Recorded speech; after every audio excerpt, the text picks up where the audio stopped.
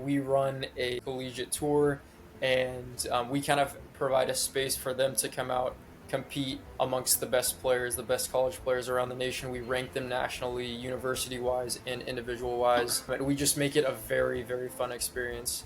A lot of these kids they only have 4 years to compete, so it's kind of now or never.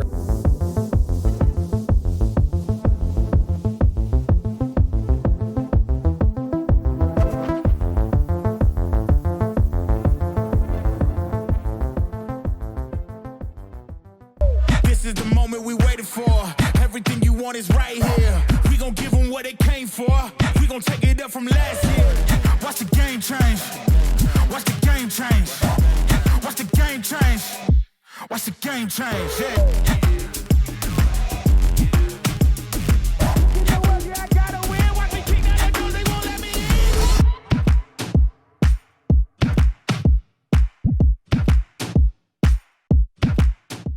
Hello, welcome to the Future of Pickleball. I'm Paul Olson. I'll be hosting today. We have an interesting guest today. You know, I've been talking to a lot of the biggest business people in the sport of pickleball. Today, we're adding what the real future of pickleball is, what's going on in the college scene. I want to invite and welcome Noah Suemnick. Welcome to the show, Noah. Paul, I appreciate it. Glad to be here.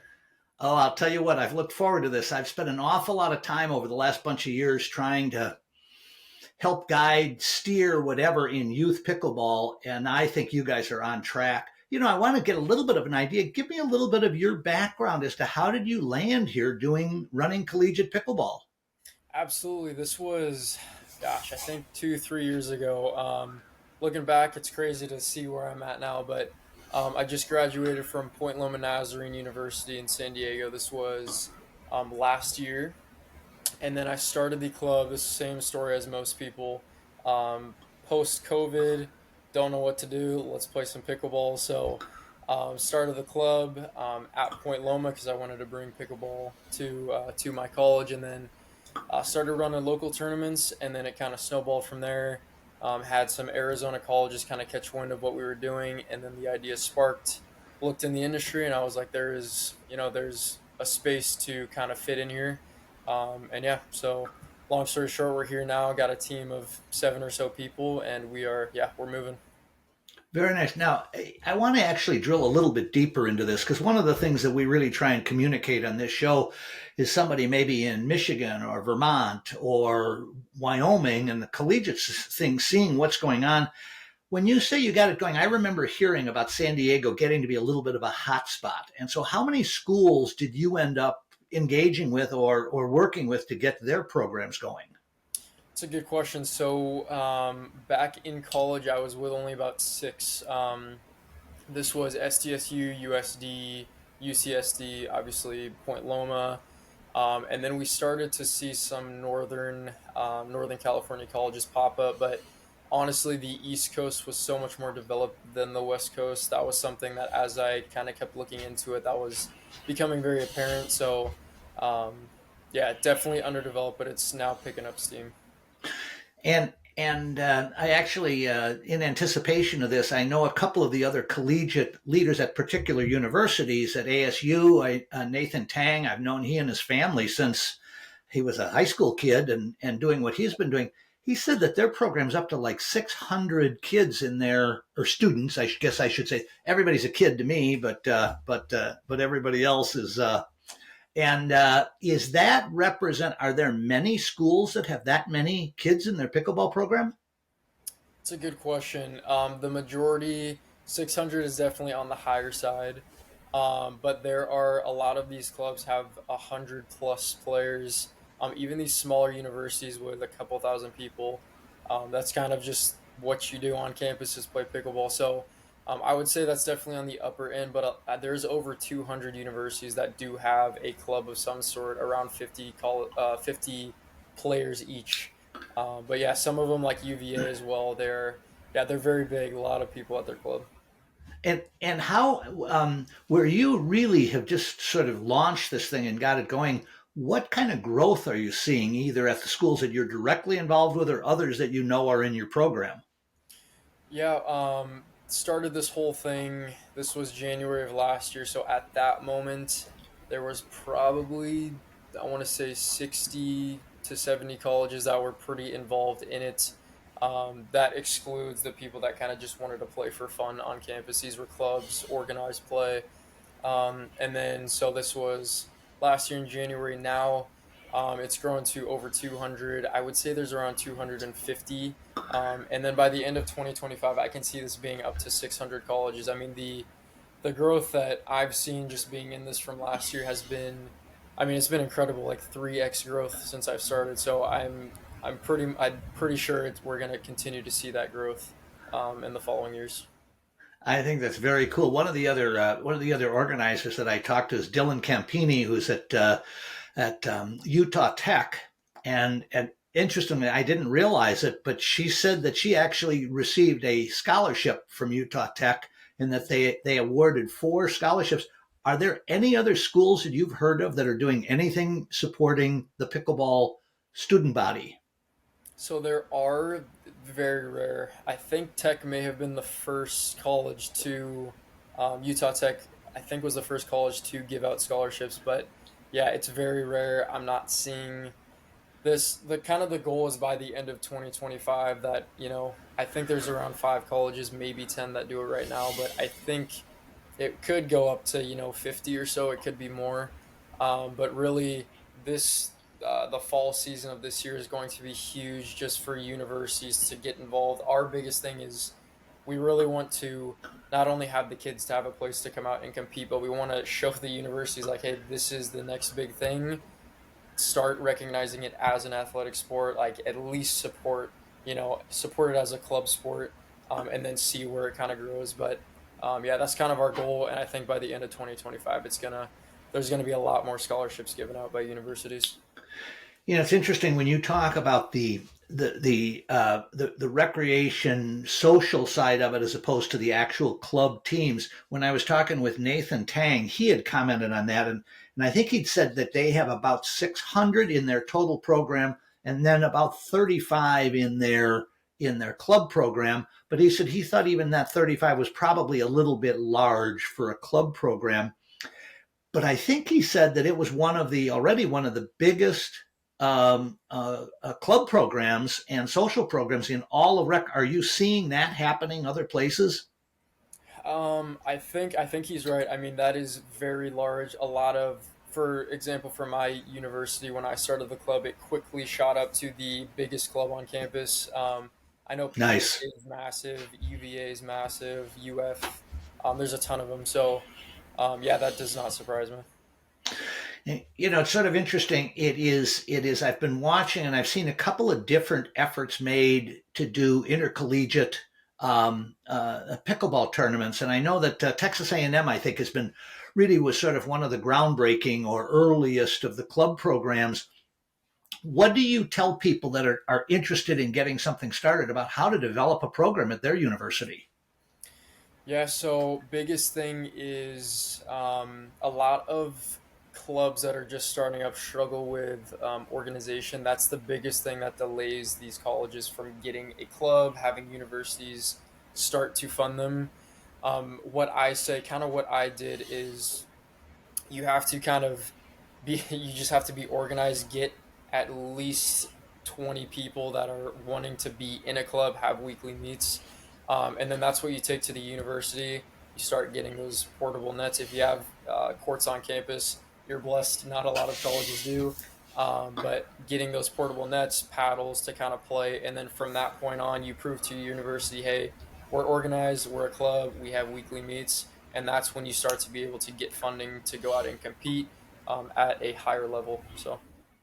Yeah, I think Mary Beth Henthorne that I had met at Texas A&M, I think she had commented that many of the universities, and hers particularly, were very interested that they wanted to support programs that the student body wanted to have with that kind of demonstration. I think is what you're talking about, is where they come in. Now, do the programs that you're involved with, do they generally have an alumni involvement at all, or a professor, any kind of teaching support from the university to help with the organization? Great question. Honestly, no. I'm not seeing. There are some, but a lot of these clubs, like we had to have an advisor last year at Point Loma, very kind of not very involved. It's really up to the students to kind of run it. There's some coaches that are starting to get brought on, a lot of volunteers. I think it's going to start picking up to where there's a lot more support from, people with, wisdom, business experience. They know how to run a club, they know how to run something. So it'll definitely help, especially in 2025. But right now, it is a little bit tough. It's kind of kids are on their own at this point, but I mean, from what I've seen, a lot of and I say kids, I am the same age as them, but um, a lot of them are a lot of them are very organized, and I was kind of surprised because I thought like there's a lot of just kind of college kids just wanting to have fun, but this is a big. I'm realizing there's so many just kids that want to start something, want to create something, and make it their own. A way they do that is through these clubs. So they're doing great for what they're working with right now. But Now, tell me a little bit about how you're organizing this. Is there a structure to this intercollegiately, or is it mostly tournament driven? What is your effort to try and bring some sanity to all this? absolutely, yeah. There's definitely a need for sanity just with pickleball as a whole. A lot going on. For us, we run a full collegiate tour, so we kind of guide and encourage people to start clubs. Obviously, organizationally, be on track with what they should be doing, with how to grow their club quickly, how to get university funding, all of that. But big thing, we run the professional, not actually professional, but a properly run collegiate tour, and we kind of provide a space for them to come out, compete amongst the best players, the best college players around the nation. We rank them nationally, university wise, and individual wise, and we just make it a very, very fun experience. A lot of these kids they only have 4 years to compete, so it's kind of now or never. I just missed the mark by a year. I wish someone did kind of what we're doing back when I was in college, but Sure. um, yeah, it's definitely picking up, and yeah, I'm excited to be one of the leaders in that. Now, when you talk about the fact that you're at or approaching 200 universities and you're seeing potentially up to 600, is the coming year or two? Are you breaking this up into regional organizations, or is this? And guide us a little bit as to the specifics of how you're setting that up. Yeah, so we divide it into regions exactly. So with kind of the 200 or so colleges we're in contact with, we have five regionals. This is California, Texas, Ohio, Florida, and Utah. So we kind of categorize each state within that given region. Some of them fit into both because they're in between two of them. But that's kind of how we categorize that. And then a big part of our growth has been because we can only do so much, right? We can reach out to as many people as possible, but a lot of what I've seen our success come from and stem from is the universities themselves spreading the word and contacting the new colleges that are popping up with clubs. That's where they connect us, and then if they're in that region, let's say Florida, that's kind of where they fit in, and we get them out to compete. And yeah, that's been the biggest success for us. So when you're talking, as you're describing those regions, and there is the omission of the Midwest and the Upper Midwest, I know that Minnesota and Michigan particularly are real hotbeds of pickleball, and I know there's an awful lot of youth. Are you aware of anything going on there, but they just haven't been engaged with you, or is that yet to be developed? Youth, you're saying, like No, high I'm school? saying collegiate, but universities in, let's say, Minnesota and Michigan, which I know are very vibrant pickleball scenes. Hmm. So for Minnesota, the University of Minnesota, they're I think Oh, the one of the biggest forces, obviously for pickleball for college specifically. University of Michigan, Michigan State, Grand Valley. Those are, I think there's about five colleges there in Michigan that will be playing in our Ohio regional, but especially Utah as well. Michigan's big, but Utah is a massive one. Florida is even bigger. I would say Utah and Florida are probably the hotbeds for college pickleball at the moment. Very cool. And is that simply because there was a higher level of activity going on there than, let's say, Arizona and Southern California? That there's just more people that have been exposed to the game. Sorry, I think I lost you for a second. In When we talk about the areas where pickleball is the fastest growing at the college level, is that because that's where the players are and more of your college students have been exposed to the game earlier? Yeah, so I think a big thing, especially Utah, the level of play is just so high, so it's encouraged them to kind of start organizing tournaments, organizing clubs a lot sooner than other places. I don't know what's in the water in Utah, but there's just a lot of high level players there. Florida is a bit different. Florida is more so just the amount of colleges, the amount of players that just play pickleball. There's definitely high level players there, but I think that's more so just the numbers of college players that have been getting involved. So now, is in terms of your own involvement and the direction that you're going, is it mostly towards the competitive game and real intercollegiate competition? And how does that stack up to what the social club, and maybe club isn't the right word, but social pickleball organizations that aren't geared towards the competitive side of things? Is there still a strong program that way? Absolutely. So, how we're running things, we're running it as competitively as possible. We're actually touching into both the competitive side and more of the kind of intercollegiate, more fun, still competitive, but more fun side for the players that aren't necessarily the best at their university, but still want to compete and experience a college event. So we kind of fit both of those. And a big thing too is the NCAA. Big question is when are they getting involved? We are kind of prepping for potentially working together or kind of um, splitting off from the competitive side that the NCAA, and I don't see this happening for at least around 3 years, more than likely more. But I really see we're running the competitive side. That's our main focus. But kind of prepping the transition of focusing on club. That's kind of just we're just making sure we're flexible and prepared for whatever's happening in the future.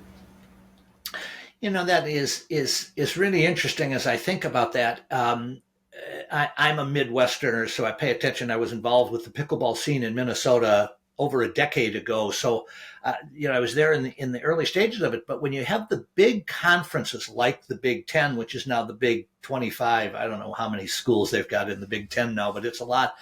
Are you beginning to? Is there any traction being developed in the different collegiate organizations and conferences where there might be some traction that way? Absolutely. And the kind of something I think of the SEC and college football. There's going to be multiple avenues for that. We're again, like I said, we're prepping for just kind of. There's been talks of Big Ten for pickleball. I don't see it being big enough quite yet, but that's something again we're prepping for just kind of expanding in that way. Just a ton of different, there's going to be so many different kind of. I wouldn't say so many different. There will be a few different leagues that pop up for college pickleball, like the Big Ten, like the SEC. So yeah, I'm just excited to kind of see who those people are and kind of what's going to become of that. When I was in one of my earlier conversations, and I think it was Nathan Tang had commented that he did a fair amount of on-campus tours for potential students coming in, and he said they were beginning to actually get students wanting to know about the pickleball program by involving or including their ability to make a decision about what university they might go to. Have you heard of that, or is that starting to show up? It is starting to show up. It's pretty crazy to think that uh, kids are making decisions off of what college they go to based off of how big the club is, what the level's like. At Point Loma, this was about 2 years ago. We had a 5.0 plus player, just really, really good player. He actually ended up dropping out to go pursue a professional career because there was really nothing on the collegiate side that he could pursue. So even dropping out because they're trying to pursue, a pickleball career. So yeah, it's definitely that we're seeing that so much more of that swaying a kid's decision and what university they go to. So It's interesting. I had forgotten about that, but Ben Johns of all people had been playing the professional game. Now it was a little different level of intensity a couple of years ago before he got his degree, but that is really sort of interesting because the game seems to be kind of moving age wise to your favor, where those late teens and early 20s is really where an awful lot of the power in the game is shifting. If you're an avid player, if you're going to want to have the Selkirk TV app on your phone. The Selkirk TV app is a free streaming and on-demand app dedicated to pickleball. It's one source for all the content you're looking for. If you're learning, we have teaching, coaching, we have the best podcasters in the sport, and we even have 24/7 streaming of new content daily. When you have the app downloaded, you'll get early access to everything you could want in pickleball, and you'll be the first one to get all the buzz.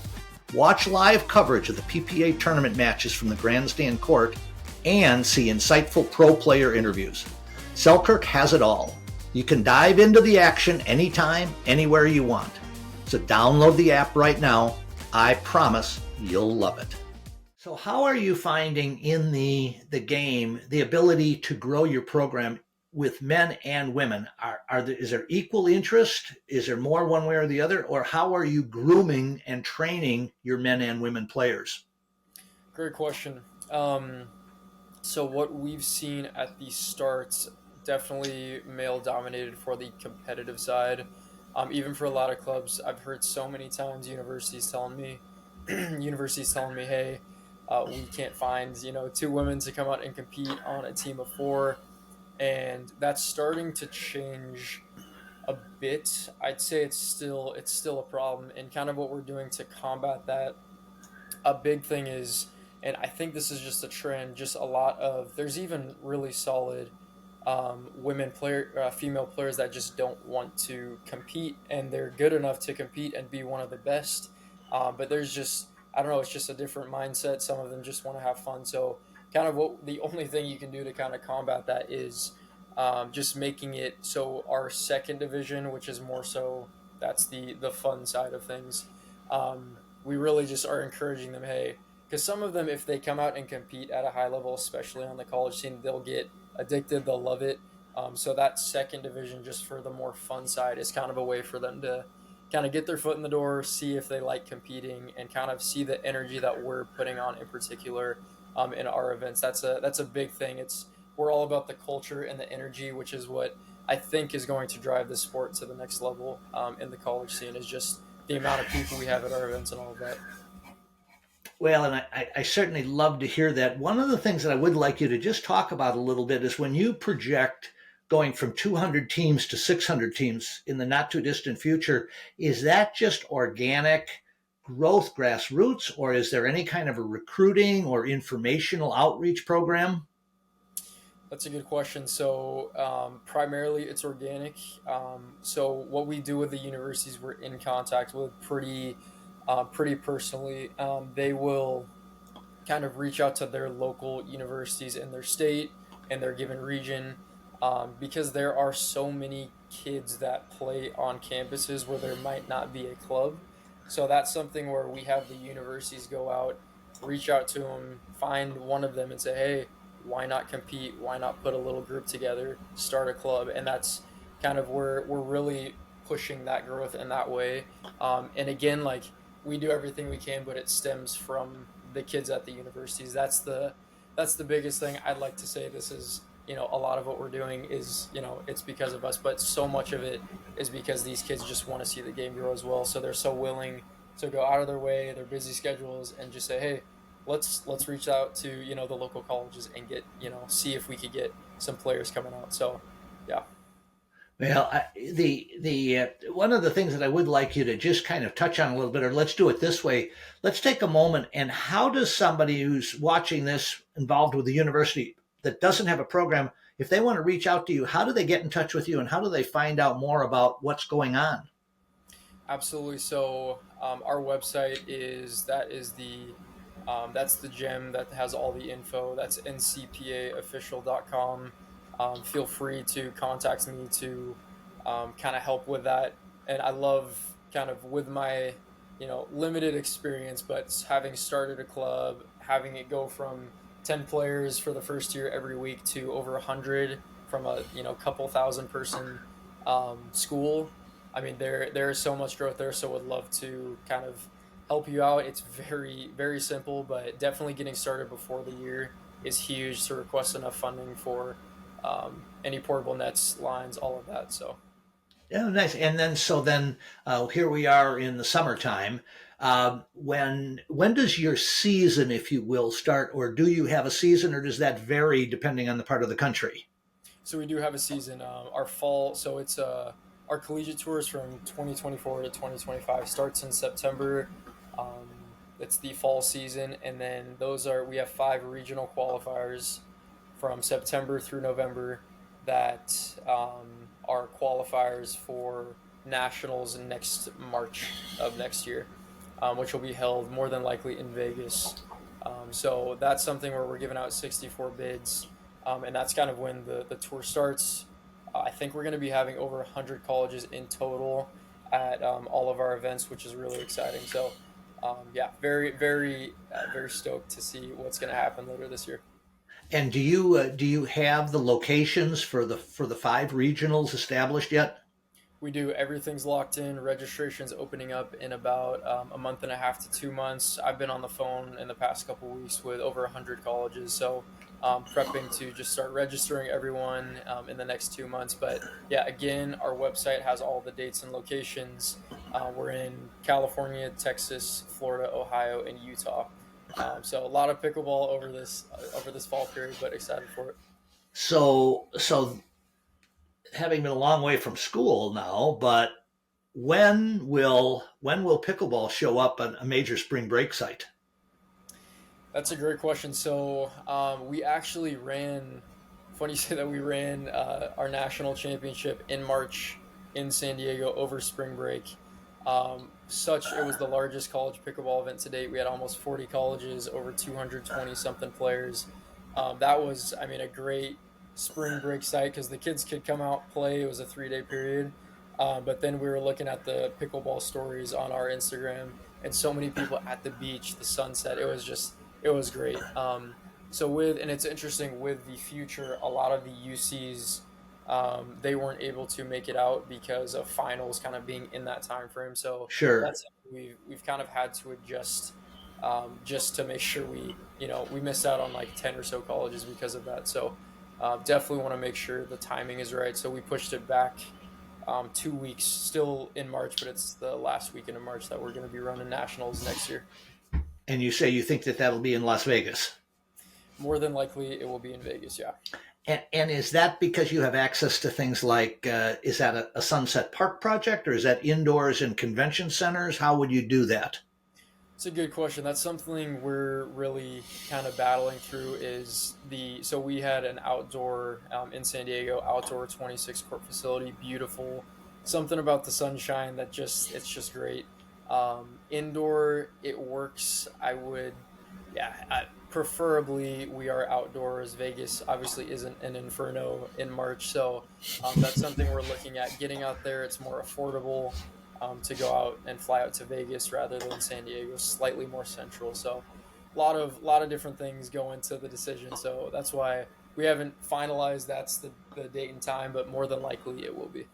No, that's just great. I've got to tell you, I've really enjoyed hearing what you're doing and the traction that you're getting on this. Is there anything that messaging that you would like to get out that we haven't covered about who, how, what you're doing, where you're doing it, where you'd like to see more action? The floor is yours. I appreciate it. So big thing, and this is also on our website. We're very, very vocal about it. So we're partnered with A21, which is an organization that helps prevent human sex trafficking. But big thing too is they send out teams to rescue and rehabilitate victims. So that's a lot of times like people can be behind the scenes, try to spread awareness. They're doing that while actively going out and rescuing people currently enslaved. Such an amazing thing that what a great cause to get behind. So we're giving 10% of everything that we make back to their organization to just kind of Very help. impressive. And then kind of, I guess the more deep rooted reason as to why we are. So I'm a Christian. Yeah, Jesus is my Lord and Savior, and wear it on my sleeve. It's at the center of our organization. A lot of kind of what I've seen in these past 2 years is people advising me to be very inclusive and kind of quiet about it. But I mean, what I've seen, especially in our event in March, saying prayers before events, nothing crazy. I'm not one to shove it down people's throats, but just a simple prayer. The amount of people that were moved, that came in not Christian, they don't have a faith, but they were touched by something that they were saying when some crews came and interviewed them. Our biggest thing is like, I love pickleball. It's great. Love sports, love the industry, but a big thing is like there's just so much more. There's so much more than just bringing people together, making good money, starting something successful. Like there's so much more to that, and that's kids coming in and kids my age. That's why I really love kind of this spot that I'm in, is them coming in one way and leaving changed. They leave affected by our events. Not only did they have a good time, but their soul is stirred up. There was something different. There was something that left them. They just want more. Like, what was that prayer? Like, that's the big thing. There's just more than just the business side of it, the fun side of it, and that's for me and the organization. That's God. Well, I'll tell you, that's impressive to hear about. One of the things I'm a very big believer in the fact that personal passion is really the thing that drives an awful lot of successful enterprises. And it sounds like you've got passion covered on a lot of different angles. Yes, absolutely. I'm very passionate about this, and yeah, sometimes I gotta relax a little bit, but no, I love what I do. I love that I've had the boldness to keep God at the center, even when I've been told not to, and kind of shunned away because of it. So yeah, very very happy of Well, and this has been great. I love the conversation that we've had. Most of the people that I interview are significantly older than you are. It's great to see that the sport seems to be in good hands with the next generation. I want to thank you so much for joining me here today. And Noah Suemnick, it has just been a gas having you on board, and I look forward to seeing what you do with collegiate pickleball in the future. Paul, thank you so much. I appreciate it.